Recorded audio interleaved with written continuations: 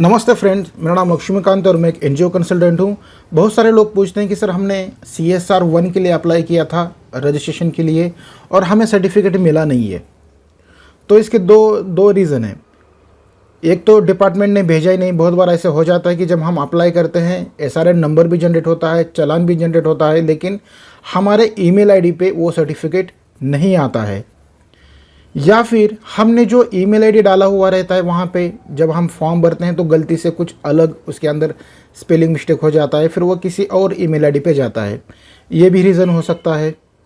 तो यहाँ पे दो ऑप्शन है। तो जो हमने संस्था का ईमेल आईडी डाला था उस पर भी एक कॉपी आती है, और जिस लॉगिन आईडी से हमने ये सबमिट किया था ना फॉर्म, उस पर भी एक कॉपी जाती है। फॉर एग्ज़ाम्पल, मानो आपने किसी CA को काम दिया था और उस CA ने सबमिट किया फॉर्म, तो CA का जो ईमेल आईडी है ना, लॉगिन का उसका ईमेल आईडी, उसके ऊपर भी एक कॉपी जाती है, और आपके संस्था का जो ईमेल आईडी है उसके ऊपर भी कॉपी जाती है। तो दोनों ईमेल आईडी पर भी चेक कीजिए कि सर्टिफिकेट आया है या नहीं आया है। एक तो ये रीज़न हो गया।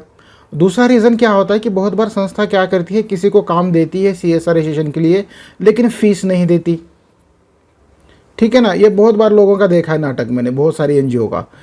ठीक है, तो काम तो देते हैं लेकिन फ़ीस देते नहीं, बाद में फिर वो टाल मटोल करती हैं। तो फिर वो CA क्या करता है, उसका खुद का ईमेल आईडी डालता है, वो जो भी उसका ईमेल आईडी डालना होता है वो डाल देता है, और फिर वो राह देखता है कि भाई जब क्लाइंट मेरे को पैसे देगा उस टाइम पे मैं क्या करूँगा, इसको सर्टिफिकेट दे दूँगा।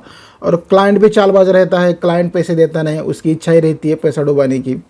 तो इस वजह से क्या होता है कि क्लाइंट को सर्टिफिकेट मिलता नहीं है, और क्लाइंट क्या करता है फिर, मतलब जो NGO संस्था क्या करती है, वो किसी और के पास जाती है फिर से अप्लाई करने के लिए CSR रजिस्ट्रेशन के लिए, और फिर से अप्लाई नहीं होता है, क्योंकि हम सिर्फ एक ही बार अप्लाई कर सकते हैं, बार बार अप्लाई नहीं कर सकते हैं। तो वहाँ पे क्या होता है दिक्कत की, फिर अप्लाई नहीं कर सकते हम, तो उसको फिर से उसी CA के पास जाना पड़ेगा कि जिसके पास से उसने काम किया था, और फिर वही दिक्कत आती है, कुछ ना कुछ तो डिस्प्यूट क्रिएट हो जाता है।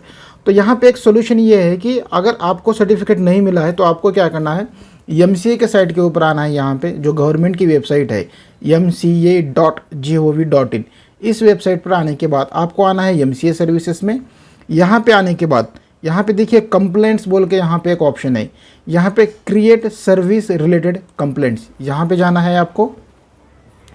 यहाँ पे जाने के बाद क्या करना है आपको यहाँ पे कंप्लीट करनी है। क्या कंप्लीट करनी है कि भाई हमने ये फॉर्म सबमिट किया था लेकिन हमारे ईमेल आईडी पर ये सर्टिफिकेट आया नहीं है, तो कृपया दोबारा फिर से भेज दे।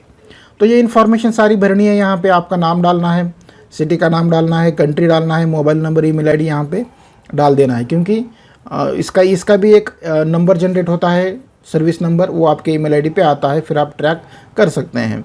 फिर ये सारी इन्फॉर्मेशन भर देने के बाद ये जो ब्राउज़ का ऑप्शन दिखाया है ना, यहाँ पे सपोर्टिंग डॉक्यूमेंट्स, यहाँ पे आपका जो भी चालान जनरेट हुआ था वो चालान डालिए।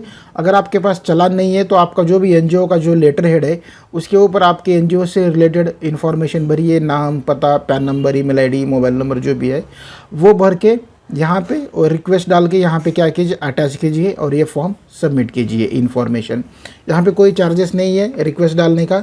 सबमिट करने के बाद 3 से 4 दिन में आपको ईमेल आईडी पर रिप्लाई आएगा। अगर हाँ डिपार्टमेंट को लगता है कि आपको सर्टिफिकेट नहीं मिला है तो फिर से वो क्या करेगा, इशू करेगा, फिर से भेज देगा आपको सर्टिफिकेट। अगर भेजा है तो फिर बोल सकता है कि भाई ऑलरेडी इशूड, तो फिर आपको ऑप्शन नहीं है, उसी CA के पास आपको जाना पड़ेगा। ठीक है, आशा करता हूँ आपको वीडियो पसंद आया। नेक्स्ट वीडियो में कुछ अलग जानकारी बताएंगे, तब तक के लिए धन्यवाद।